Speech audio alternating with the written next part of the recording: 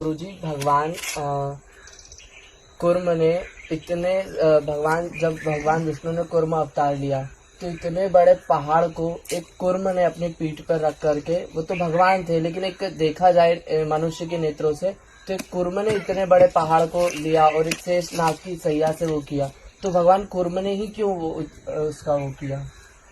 देखिए, भगवान अगर आप भगवान शिव के मंदिर में जाएंगे, भगवान शंकर के मंदिर में या भगवान नारायण के मंदिर में जाकर आप दर्शन करेंगे तो शिव जी के सामने जैसे नंदी रहता है वैसे कछुआ भी रहता है जी।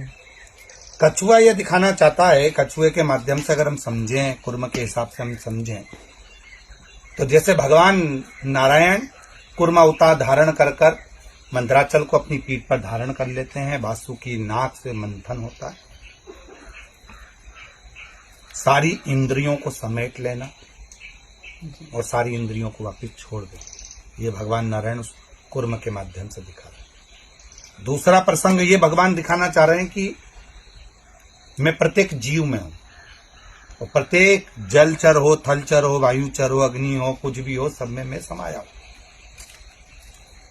एक छोटा सा कुर्म भी बड़े से बड़े विशाल मंदराचल को अपनी पीठ पर रख सकता है।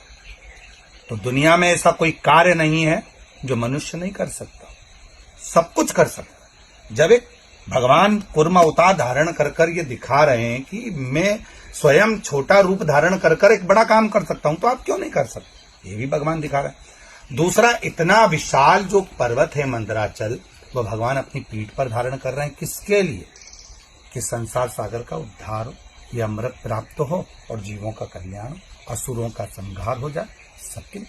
जब अपने भीतर जब करुणा का भाव आता है, किसी के लिए अच्छा करने का भाव आता है, तो बड़े से बड़ा पहाड़ भी हल्का हो जाता है, बड़े से बड़ा दुख भी हल्का हो जाता है। जब हमारे भीतर कुछ अच्छा करने का भाव आ रहा है, समर्पण का भाव कर रहे हैं, किसी के लिए अच्छा करने का सोचते हैं, तो बड़े से बड़े विशाल जो पर्वत है वो भी हल्का हो जाता है।